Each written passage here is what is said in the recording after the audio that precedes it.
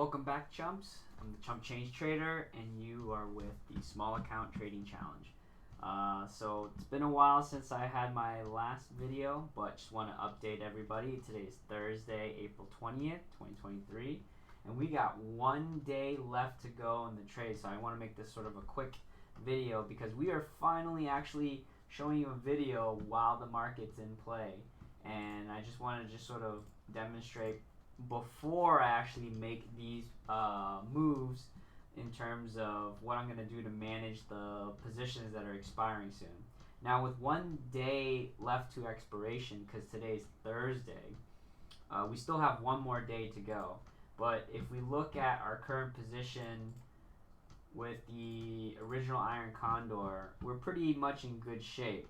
In 1 day, the stock or SOSX would have to move all the way to 440 or drop all the way to 390 in order for me to not make the total profit on this particular trade. And as you can see with the dotted line right there, I'm pretty much at max profit, so I might as well close this position.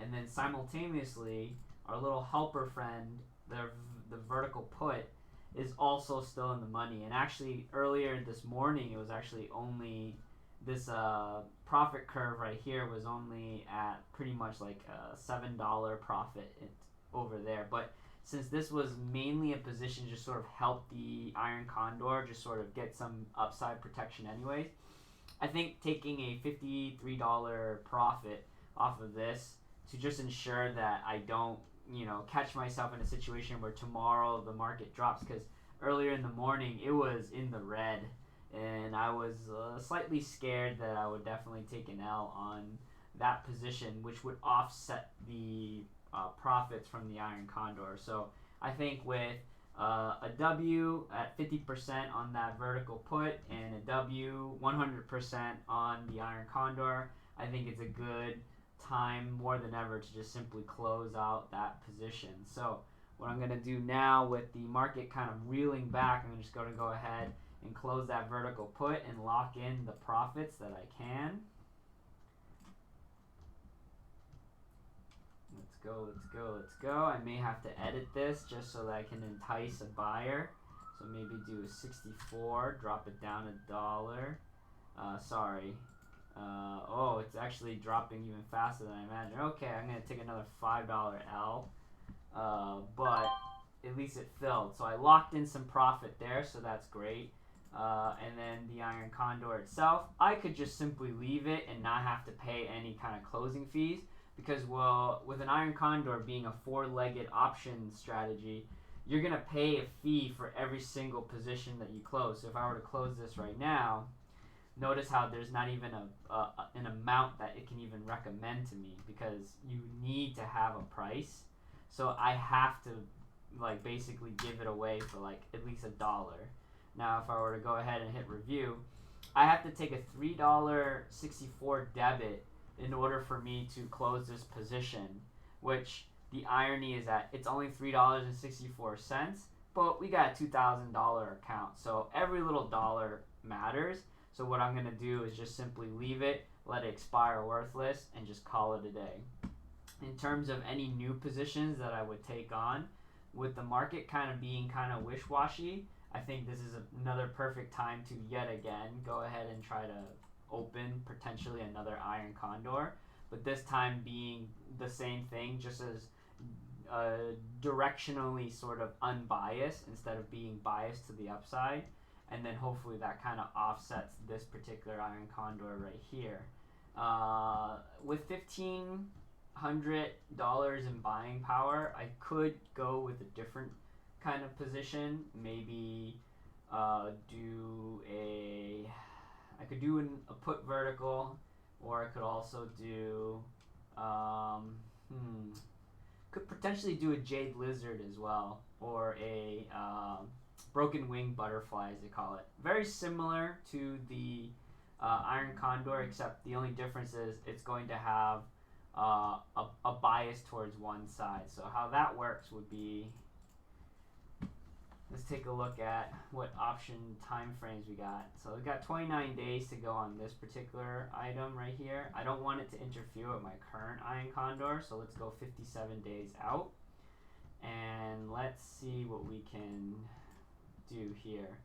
So if I'm thinking that there's going to be kind of wishy-washiness in the market and there isn't going to be potentially a bull run, what I can do is potentially maybe look at a 400, yeah, let's do a 395 put and a 450 call. And now thinking that there may be potential risk to the upside like last time where I don't want that, what I'm going to do is lock in just like I would another leg lower for the Iron Condor, but the difference is up here I'm going to buy a call that's like super out of the money. Let's say like let's do 500. And what that makes the Iron Condor look like, whoops, I did the opposite. It gives it infinite protection on the downside. So this is a maximum downside protection kind of strategy. So since I'm more concerned about the upside, should I be more concerned about the upside? I don't know. Yeah, maybe the downside protection is what I need. I still haven't thought of it yet, so yeah, let's shift the profit margins a little bit and then give ourselves so what I'll do is I'll tighten the Iron Condor and then give myself the upside protection. So what I'll do is I will sell probably the three. Yeah, I'll do the 440. So sell the 440 call, and then sell maybe the 405 put, and then have the legs much closer. I'll say I'll buy one leg further out, like way out. We're talking. Let's do all the way out to 325 and then buy a leg really nice and close over here. Hello. Buy the 445. So with the 445 here, that profit curve looks like this. So in theory, I could potentially get a maximum of $665 on the upside, and then if it sits in the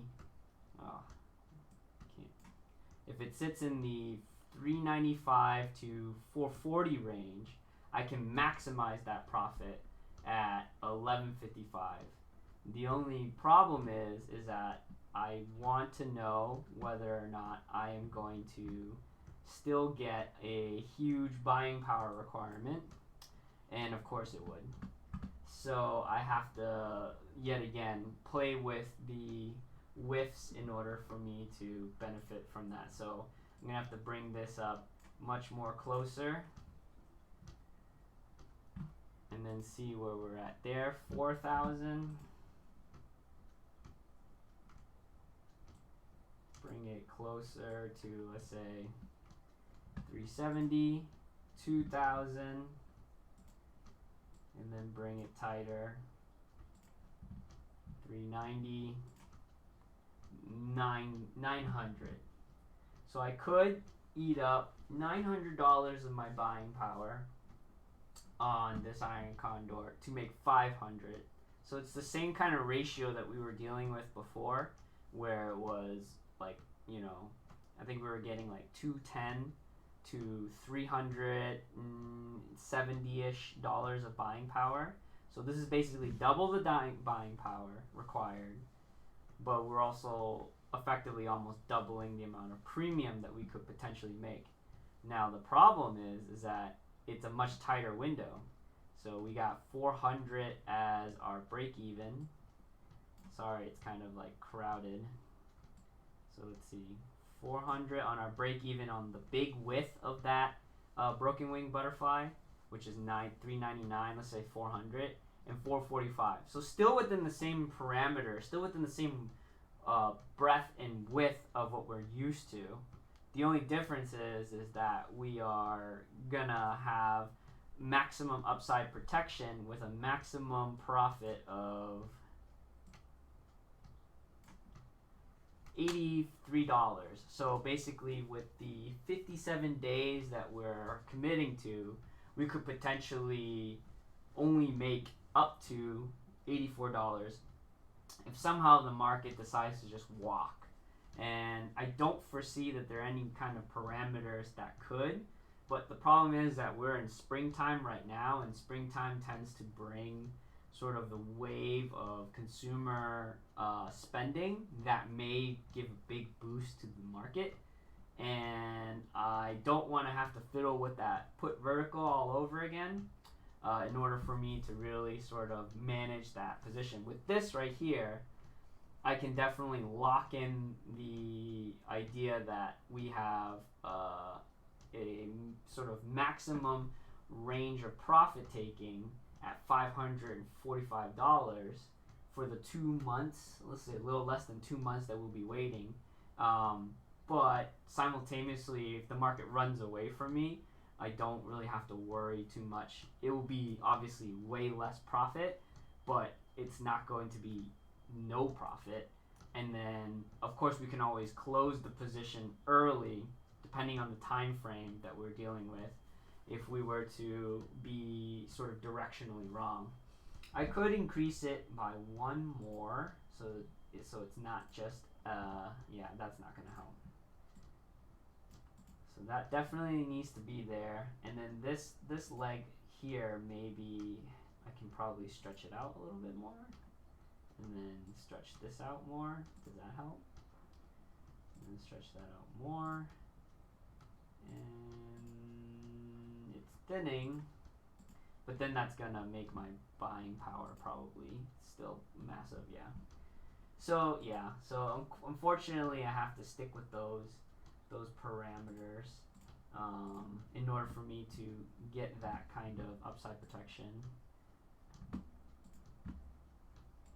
But yeah, it's. I think it will be probably harder.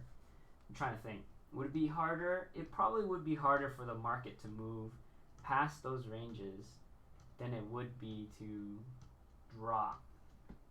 I'm kind of thinking with all of the negativity that's sort of happening, I think I will want to reverse this. With 2 months in, that's like the middle of summer. Because I know that in my mind that it's going to be short-term bursts of positivity as kind of like the last ditch effort, the last, the candle burning brightest just before it fizzles out. And then all the bad news will set in. The question is, do I want to gamble with sort of where we are at in terms of when does that actually happen? And for that reason, and probably that reason alone, I will probably have to say that I'm going to be sort of directionally not as biased. So, let's see. I'll keep the width to 440, and then I'll lower my put to here, and then and then just make it a traditional iron condor at $300-ish for $200 buying power. Oh hell yeah! I think we have our winner right here. I think I feel more comfortable with that. Of course, the current stock price, right, is already onto the upside, so this is more downside skew on risk. And since I have a position at 29 days that's more upside skew, in 30 days, that's kind of my protection on the upside. And this is more leaning towards the downside. I think I'd be comfortable with this.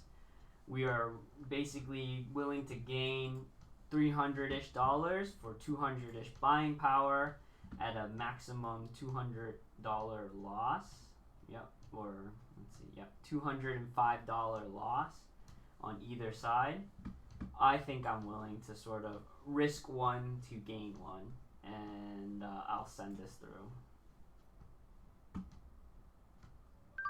And it's filled. All right, we're locked in. I'll catch you guys on the next one.